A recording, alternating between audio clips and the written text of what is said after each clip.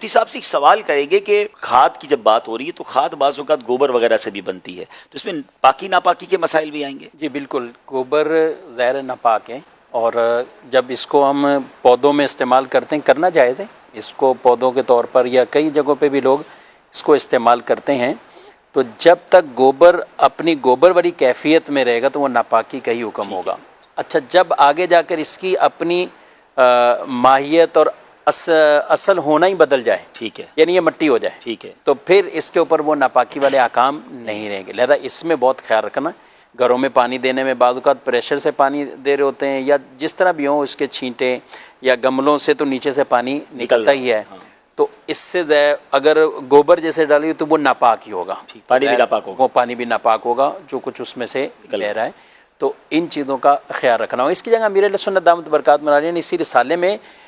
Chemical والی ایک مٹی گئی ہے، کیمیکل والی کھاد آتی ہے جی،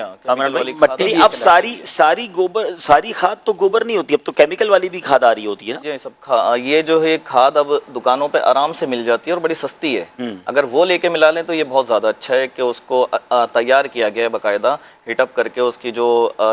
ختم کیا گیا ہے مہک کو، کافی چیزوں کو، اس کو، اور وہ زیادہ بہتر بھی ہے۔ وہ گوبر نہیں ہے، گوبر تو ہے لیکن گوبر نہیں بھی ہے۔ مثال کے طور پہ وہ گوبر نہیں لگتی ہے، وہ مٹی لگتی ہے، کھاد لگتی ہے، تو پھر کیا حکم ہوگا؟ دیکھیں، وہ بھلے کھاد ہے یا کچھ بھی ہو، جب اس کے اندر موجود ہے وہ تو، اور ابھی وہ اپنی اصل کیفیت میں ہی موجود ہے، اس کی ماہیت اور اصلیت ابھی بدلی نہیں ہے، مٹی نہیں بنی ہے، مٹی نہیں بدلی، تو اس وقت تک اس کے اوپر وہی احکامات رہیں گے۔ اور یہ بھی ماشاءاللہ دین کا ایک حسن ہے کہ جہاں اس طرح کے معاملات آتے ہیں، قربانی آتی ہے، تو ہم اس میں بھی نجاست اور اس طرح کی کئی ایسے احکامات شرعی جو سیکھنے ہیں۔ نبی پاک علیہ الصلوۃ والسلام سے ایک شخص نے پوچھا، عرض کی کہ میں بکریاں پالتا ہوں، تو نماز پڑھنے کے بھی تو میں اسی میں ہی باڑے میں یعنی سائڈ پر بکریاں وہاں نماز پڑھ سکتا ہوں؟ آپ نے اجازت دی، پڑھ لو۔ اچھا، وہیں دوسرے نے سوال کیا کہ میں اونٹ پالتا ہوں، میں وہاں پڑھ لوں؟ منع فرمایا، ورنہ تم نہیں پڑھو۔ یعنی بظاہر یہ لگے کہ بکریاں پالنے والے کو اپنے اس باڑے میں ساتھ پڑھنے کی اجازت عطا فرمائی، لیکن اونٹ والے کو نہیں اجازت دی۔ تو اس میں بھی اتنی حکمتیں بیان فرمائی کہ رسول اللہ صلی اللہ علیہ وسلم نے جو یہ چیزیں بیان کی کہ بکریاں جس طریقے سے عام طور پہ زمین کو آلودہ کریں، وہ تو اونٹ کی کیفیت اس سے بالکل جدا ہوتی ہے۔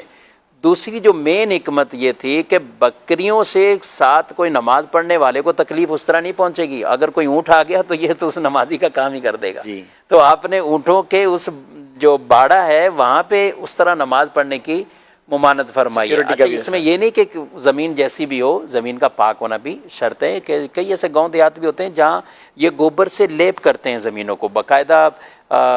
یعنی ان کا فرش ہی یہی ہوتا ہے، گوبر اور مٹی سے کر کے پورا، وہ شاید آپ نے کبھی دیکھا ہو اس طرح کے، آپ نے نہیں دیکھا تو آپ سندھ گئے ابھی دیکھ کے آئے کچھ ایسی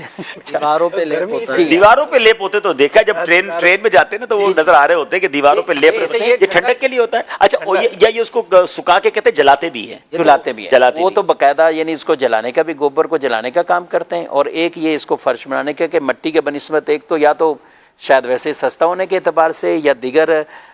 مضبوطی کے اعتبار سے، کیونکہ فقہ کی کتابوں میں بھی اس کے مسائل موجود ہیں، پہلے لوگ اسی طرح کے ایسے فرش پر نماز نہیں پڑھ سکتے، ظاہر اس طرح تو نہیں پڑھیں گے، لیکن اس کے اوپر موٹا کپڑا یا جائے نماز کوئی ایسی چیز بچھا کر پھر نماز پڑھیں گے تو نماز اس کی ہو جائے گی۔